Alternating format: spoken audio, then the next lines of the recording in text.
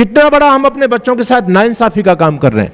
केवल हम उनको बस आईएएस ऑफिसर बनाना चाह रहे हैं, डॉक्टर बनाना चाह रहे हैं, इंजीनियर बनाना चाह रहे हैं। अरे भाई, ये चीज मुख्य है, इससे जोड़ो।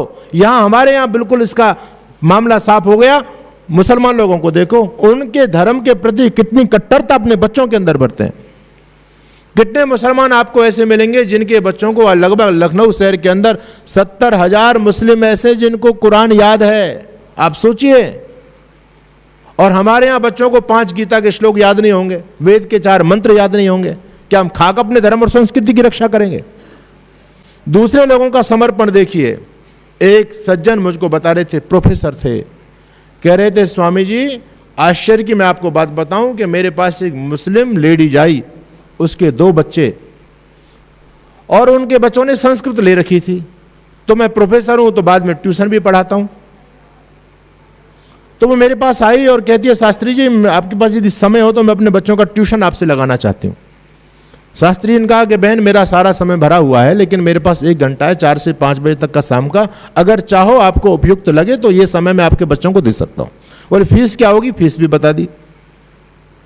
उसके दोनों बच्चे, मुसलमान महिला के दोनों बच्चे शास्त्री जी के पास में पढ़ने के लिए आने लगे। तो किसी दिन समय पर आ जाए, किसी दिन लेट आए, किसी दिन 15 मिनट लेट, 20 मिनट लेट, आधा घंटा लेट, किसी दिन समय पर आ जाए। शास्त्री जी ने देखा लगभग 15 दिन तक, और उसके बाद में उसकी माँ के पास फोन किया, बच्चों की माँ के पास में। और शास्त्री जी ने कहा, बहन जी आपको पता है कि आपके बच्चे लेट आते हैं मेरे पास, बहुत बहुत देर तक लेट आते हैं। वो महिला कहती है, हाँ शास्त्री जी पता है। बोले कमाल हो गए, आपको पता है फिर भी आप समय पर नहीं भेजती बच्चों को, ये बच्चे आपके जाते कहाँ हैं? कहती शास्त्री जी मुझे पता है कि मेरे बच्चे लेट जाते हैं, आप चिंता मत करो, मेरे बच्चे चाहे 5 मिनट के लिए आए, आप 5 मिनट पढ़ाइए, फीस आपको पूरी मिलेगी, चिंता मत करो। शास्त्री जी ने पूछा, जरा ये तो बताओ कि ऐसा कौन सा अर्जेंट काम है जहां ये बच्चे आप फीस भी पूरी देने के लिए तैयार हैं और बच्चों को समय पर भेजने के लिए तैयार नहीं है? तो देखो वो महिला क्या कहती है, उसका समर्पण देखिएगा। वो कहती है, शास्त्री जी क्या करूं, आपके पास दूसरा कोई समय खाली नहीं था, यही समय खाली था। मेरे बच्चे 3 बजे अपने मदरसे जाते हैं तालीम की शिक्षा लेने के लिए, और वहां पर, क्योंकि हमारे लिए वो बहुत जरूरी है, ये तो आप पढ़ाते हैं, सब्जेक्ट है, विषय है, ये तो पढ़ने हैं ही, स्कूल में पढ़ ही रहे हैं, लेकिन वो तालीम की शिक्षा स्कूल में तो मिलती नहीं है। तो हमने पर्टिकुलर, हमारे मौलवी साहब उनकी क्लासेज लेते हैं, तो हमारे बच्चे पहले वहां जाते हैं, और कभी कभी मौलवी साहब समय पर क्लास छोड़ देते हैं, कभी वो लंबी क्लास खींच लेते हैं। तो हम मौलवी साहब को कुछ नहीं कह सकते, रोक नहीं सकते, क्योंकि वो हमारे बच्चों के लिए ज़्यादा जरूरी है। सिलेबस भी पूरा आप करा रहे हैं, लेकिन सिलेबस से महत्वपूर्ण वो चीज़ है। तो शास्त्री जी जैसे ही वहाँ से क्लास छूटती है तो बच्चे सीधे आपके पास में आते हैं। इसलिए मेरे बेटे जितनी देर आए उतनी देर आप उनको पढ़ाइए। आप उस महिला का समर्पण देखो कि वो कोर्स की चिंता नहीं है उनको केवल एक ही चिंता कि मेरा बच्चा कट्टर मुसलमान बने, अपने कुरान को और हदीस को अपने जीवन में अपनाए, उसके अनुसार चलने वाला बने। वो उन लोगों का समर्पण देखो। हम क्या कर पा रहे हैं आज? हमने अपने बच्चों को फ्री छोड़ दिया, फ्री। अच्छा ये देखो क्या स्थिति समाज की क्या हो गई। कहते हैं जी बच्चों के पास समय नहीं है। समय सबके पास में है, माता पिता का नियंत्रण खत्म, बच्चे कहां जा रहे हैं किसी को पता नहीं, बच्चे उल्लू बना रहे हैं। कानपुर की घटना, हुक्का बार के अंदर 15 लड़की पकड़ी गई, और वो सारी की सारी हिंदुओं की लड़की और मुसलमान लड़कों के साथ में सारी की सारी। अब कह रहे हैं दरोगा जी हमारी इज्जत बचाओ, पैसा चाहे कितना भी लग जाए कि लेकिन हमारी इज्जत बचाओ। अरे इज्जत का तो मैं ख्याल कहां था? जो संस्कार देने का समय बच्चे फ्री छोड़ दिए, कहते जी समय नहीं है, तो तैयारियां कर रहे हैं। वो क्या तैयारी कर रहे हैं तो बाद में पता चलिए। तो फिर मैं आप लोगों से निवेदन करना चाहूंगा कि स्थिति समाज की बदल रही है, भयानक रूप से बदल रही हैं, और जानबूझ करके हमारी संस्कृति को समाप्त करने के लिए ये बॉलीवुड के जो भाड़ है ना, भाड़, इन्होंने पूरा बीड़ा उठाया हुआ है कि इस हिंदू सनातन संस्कृति को कैसे समाप्त करना है। और हमारे बच्चों ने आजकल उनको अपना आइडियल माना हुआ है। जो भी कोई हीरो जैसी कटिंग कर दे तो बच्चे वैसी कटिंग करने लग जाते हैं। कोई फटा कपड़ा, कोई नंगा घूमने लग जाए तो बच्चे नंगे घूमेंगे, क्योंकि उनके आदर्श वो लोग बने हुए हैं। उनको बहुत बड़े पैमाने पर पैसा दिया जाता है, और पैसा इसलिए कि तुम लोग ऐसा आचरण करो जिससे हिंदू लोगों के बच्चे बिगड़े, क्योंकि वो आपको आदर्श मान के चलते हैं। ऊटपटांग उन्होंने सीरियल बनाए सारे के सारे, है ना। ऐसे सीरियल बनाए जिससे चरित्र का हनन होता है, परिवार जिससे टूट रहा है, रिश्तों में खटास पैदा हो रही है, लड़ना झगड़ना आजकल की हमारी माताएं बहनें मोबाइल से सीरियल पर देख करके सीख रही। कैसे कैसे गंदे गंदे सीरियल चल रहे हैं, है ना। सास बहू की लड़ाई कैसे कराई जाए ये सीरियल से देखो, देवरानी जेठानी में कैसे लड़ाई की जाए ये देखो, है ना, भाई भाइयों में आपस में कैसे वैमनस्य पैदा किया जाए ये सीरियल आपको सिखा रहे हैं। और ऐसे ऐसे सीरियल, भाभी जी घर पर हैं क्या, अरे भाभी जी का तेरा क्या मतलब, भाभी जी घर पर हैं क्या, बेवकूफ़ी की बातें चल रही हैं। लेकिन हम अपने बच्चों को फ्री छोड़ करके बैठे, कोई चिंता वाली बात नहीं है। तो मैं आपसे ये कहना चाहता हूं कि ये स्थिति समाज की जानबूझ करके बिगाड़ी जा रही है।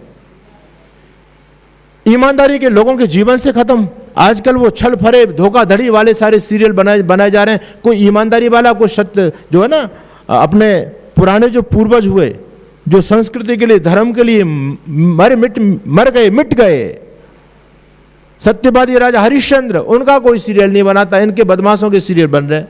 जो चोर हैं उनसे बच्चे क्या सीखेंगे, चोरी करना सीखेंगे। तो स्थिति ये है, समाज का ताना बाना बिगड़ रहा है। अब इसको बनाना हमारे हाथ की बात है।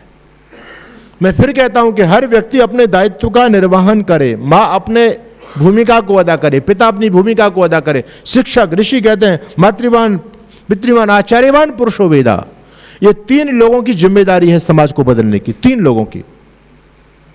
लेकिन आश्चर्य की बात है कि तीनों ने पल्ला झाड़ दिया। तीनों में से कोई भी व्यक्ति अपनी जिम्मेदारी नहीं संभाल रहा है।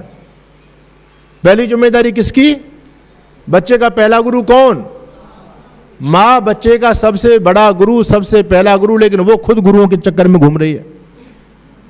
वो बच्चों को क्या शिक्षा देगी उसको पता ही नहीं है। उन्होंने अपना पीछा छुड़ाने के लिए बच्चों के हाथ में मोबाइल दे दिया है। अच्छा, आपका बच्चा संध्या करता है नहीं करता ये आप ध्यान दे रहे हैं बच्चे पर, बोलिए। आपका बच्चा कितने बजे जगता है ये किसका काम है, कौन सिखाएगा, माँ। लेकिन माँ कुछ कह नहीं रही है। बच्चा शायद 7 बजे जगे, 8 बजे जगे, माँ ने अपने हथियार डाल दिए। बच्चा कहां जा रहा है, आप बच्चे का अपना मोबाइल चेक कर सकते हो क्या? ऐसे ऐसे कोड वर्ड लगे हुए हैं कि बड़े बड़े इंजीनियर फेल हो जाएंगे, नहीं खोल पाएंगे उनको। स्थिति समाज की हो रही है। तो पहला दायित्व तो जिसके कंधे पर है, माँ का सबसे बड़ा रोल, माँ गुरुओं की भी गुरु है। माँ का प्रभाव बच्चे के जीवन में सर्वाधिक होता है। वो माँ ने बच्चों को संस्कार देना बंद कर दिया। और दूसरा दायित्व किसका है? पिता का। माँ के बाद पिता है। अच्छा, माता पिता दोनों ने पल्ला झाड़ दिया। अपने पूर्वजों से शिक्षा लो, उन्होंने कैसे कैसे संतानों का निर्माण किया, आपको जानकारी होनी चाहिए। भगवती सीता ने अपने संतानों को कहां पर जन्म दिया है जी? अरे बोलो तो सही। हां, आश्रम में, जंगल में जन्म दिया। और केवल ये लवकुश का ही जन्म जंगल में नहीं हुआ, जिसके नाम से देश का नाम भारत पड़ा, वो शकुंतला नंदन भरत कहां पैदा हुए? जंगल में। अच्छा, ये लोग सब जंगली थे क्या? क्यों जी? इनके पास में सुख सुविधाएं नहीं थी क्या? सब कुछ था इनके पास में। सीता तो राजमहिषी थी, रानी थी, वो सामान्य महिला नहीं थी सीता जी। ये तो बेवकूफी की बातें समाज में चलती हैं कि एक धोबी के कहने से जो ना भगवान राम ने सीता जी को घर से बाहर निकाल दिया। ये बेकार की बातें, कहां लिखा है? बेसिर पैर की बातें। भगवान राम कोई बेवकूफ नहीं थे जो एक धोबी की बात मानेंगे। और माता सीता कोई सामान्य महिला नहीं थी, वो विदुषी थी। भगवान राम को भगवती सीता के चरित्र पर लेस मात्र भी कोई संदेह नहीं था। ये बेसिर पैर की बातें की जाती। तो चिंतन करने की बात है कि हमारे जितने भी पूर्वज थे, ये सब कहां? चिंतन देखो, उन लोगों की सोच देखो, वो अपने संतान का निर्माण कैसे करते थे। उनको इस बात का ख्याल होता था कि हमको अपने बच्चे को बनाना है।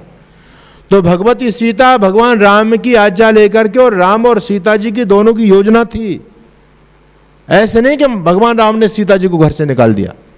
दोनों की सहमति से, दोनों की योजना से महर्षि वाल्मीकि के आश्रम में गई, और वहां जाकर के किस लिए? दिव्य संतानों को जन्म देना है। क्योंकि माँ और पिता ही संतान के निर्माता होते हैं, और सबसे बड़ी भूमिका माँ की होती है। आप संस्कार विधि पढ़िए। आजकल लोग कहते हैं कि बच्चे बिगड़ रहे हैं, संस्कारहीन हो रहे हैं। अरे बच्चे तो संस्कारहीन होंगे ही जब हम बच्चों के संस्कार ही नहीं करा पा रहे। कौन अपने बच्चों का संस्कार करा रहा है? ऋषि लोगों ने पूरा प्रोसीजर दिया हमको, विधि दी, विधान, कि मानव को महामानव कैसे बनाया जा सकता है। एक तरीका ऋषि दयानंद जी महाराज हमको दे करके गए, लेकिन संस्कार विधि के पन्ने खोल करके पढ़ते ही नहीं है। वो हमारे पूर्वज इस बात को जानते थे। माता सीता ने बहुत ही तपस्वी पुत्रों को जन्म दिया, और जंगल में इसीलिए क्योंकि वो राज के विलासी वैभव से दूर रहें। सुविधा भोगी मेरे बच्चों का जीवन ना बन जाए, मुझे बच्चे तपस्वी बनाने हैं। देखो क्या उनका चिंतन था, और जैसा जिसके लिए दोनों पति पत्नी ने तपस्या की, उसका परिणाम भी बच्चों के जीवन में देखने को मिला। छोटे छोटे बच्चे, भगवान राम ने अश्वमेध यज्ञ का घोड़ा छोड़ा, आप लोगों ने सबने वो कहानी सुनी है। घोड़े के पीछे सेना भी जा रही है, लेकिन उन बच्चों ने देखा कि हमारे ऋषि आश्रम के सामने से घोड़ा जा रहा है, और ये माना जाता है कि घोड़ा जहां से निकल गया वो स्थान जीता हुआ माना जाएगा राजा का, और हमारे रहते हमारे आश्रम को कोई जीत ले। बच्चों का शौर्य देखो, पराक्रम देखो। बच्चों ने घोड़े को बंधक बनाया, बांध दिया, और जब कोई घोड़े को बांध देते तो युद्ध करना पड़ता था, पीछे सेना होती थी, वो अपने घोड़े को छुड़ाने का प्रयास कर रहे हैं। लेकिन दोनों छोटे छोटे बच्चे इतने धनुर्धर, इतने प्रतापी, इतने योद्धा कि बड़े बड़े धनुर्धारी चल रहे थे, सेना में सबको बांध करके पटक दिया। सेना पूरी हताहत हो गई। भगवान राम तक खबर पहुंची, वो तो सब समझ रहे थे, बड़े प्रसन्न थे, और बड़े बड़े धनुर्धर भेजे कि जाओ भैया, कोई ऋषि आश्रम में कुछ बच्चे हैं, और जो उन्होंने घोड़ा पकड़ लिया, सेना को भी उन्होंने बांध दिया, और बड़े बड़े योद्धाओं को भेजा, सारे के सारे योद्धा धराशायी कर दिए। अंत में भगवान राम बोले हम स्वयं जाएंगे अपने घोड़े को छुड़ाने के लिए। बच्चों को यह नहीं बताया गया कि तुम राजा राम के पुत्र हो, ये तो पता था कि तुम्हारे पिता का नाम राम है, लेकिन यह नहीं पता था कि अयोध्या के राजा ही तुम्हारे पिता हैं। अगर यह पता चल गया तो बच्चों के मन में यह आ सकता है, अरे पिताजी राजा हैं और हम जंगल में पड़े हैं। निर्माण करना चाहते थे। बच्चों को पता चला कि अब की बार तो स्वयं राजा राम आ रहे हैं, बड़े प्रसन्न हुए, अच्छा अब की बार तो राजा राम के साथ में भिड़ंत होगी अपने। महर्षि वाल्मीकि को पता चला, अरे ये तो बच्चे बड़े अनाड़ी हैं, ये तो राजा, इनका अनाड़ीपना भी नहीं है, वो तो भाई लड़ेंगे अपने स्वाभिमान के लिए। लेकिन महर्षि वाल्मीकि ने बनाया, बेटे नहीं, वो राजा राम वही तो तुम्हारे पिताजी हैं। बोले अच्छा, तो आपने तो कभी हमको बताया नहीं। बोले आज तो बता दिया। इसलिए पिताजी का सम्मान करना, शस्त्र मत उठा देना। बच्चों ने कहा गुरुदेव बिल्कुल नहीं उठाएंगे, लेकिन एक बात हम पिताजी से जरूर पूछेंगे, एक प्रश्न पूछेंगे। ऋषि ने कहा क्या प्रश्न पूछेंगे? बोले ये तो उन्हीं से पूछेंगे, आपको थोड़ा बताएंगे, उन्हीं से पूछेंगे। बच्चे तैयार हैं, उधर से भगवान श्री राम आए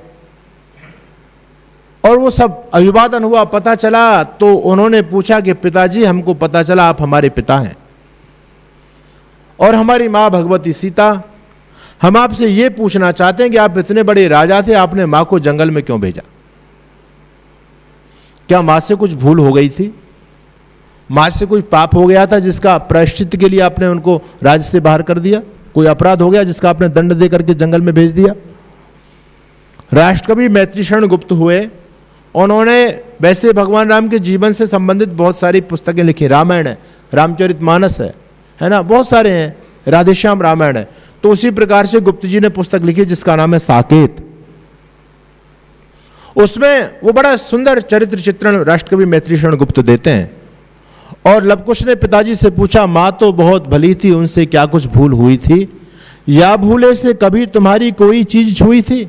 अरे बहुत बड़े थे तुम तो राजा, क्षमा उन्हें कर देते। इतने बड़े राजा थे, अरे राजमहिषी को जंगल में कर दिया। अरे किसी राज में किसी कमरे में रह करके अपना गुजारा कर लेती मां, आपने जंगल में मां को भेज दिया। ऐसा मां ने कौन सा अपराध कर दिया? तो भगवान राम कहते हैं, सुनो लवकुश, राजमहल में रहकर सीता लवकुश बना न पाती, बेटे होते किंतु तमोहर दीपक जला न पाती। अगर राजमहल में रहते तो तुम बेटे इतने सुविधा भोगी हो जाते, भोग विलासी। तुम्हारे अंदर ये शौर्य पराक्रम कहां से आता कि तुम छोटे छोटे नौनिहाल बच्चों ने बड़े बड़े योद्धाओं को धराशायी कर दिया। मैं ये चाहता था कि मेरी संतान तपस्वी बने, मेरी संतान का निर्माण अच्छा हो, इसलिए जानबूझ करके सीता ने तुम्हारे निर्माण के लिए जंगल का पथ चुना है, जंगल का रास्ता चुना है, भोग विलास का रास्ता नहीं सुना।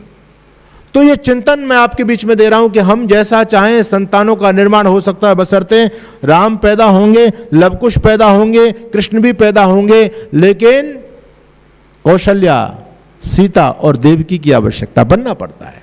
ये गृहस्थाश्रम कोई मौज मस्ती का आश्रम नहीं है, ये तो एक तपस्या का है, तपोवन है। इसमें जितना हम ज्यादा तप कर जाएंगे, जितना ज्यादा तप करेंगे, बच्चों का जीवन उतना ही निखरता चला जाएगा। और गृहस्थ तो दूसरों के लिए समर्पण का आश्रम होता है।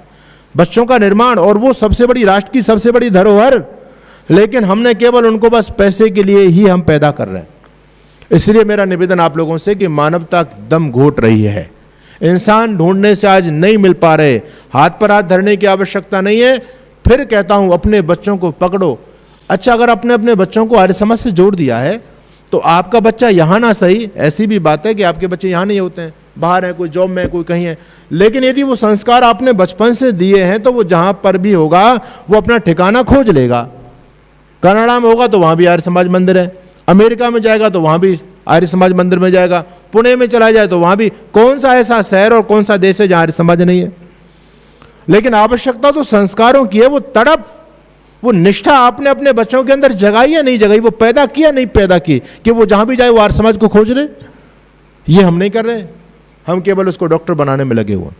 100 से अधिक देशों में देखा जाने वाला, सर्वाधिक लोकप्रिय और सबसे अधिक फॉलोअर्स के साथ पूरी दुनिया में आर्य समाज के विचारों का प्रचार करने वाला एकमात्र चैनल वैदिक प्रचार।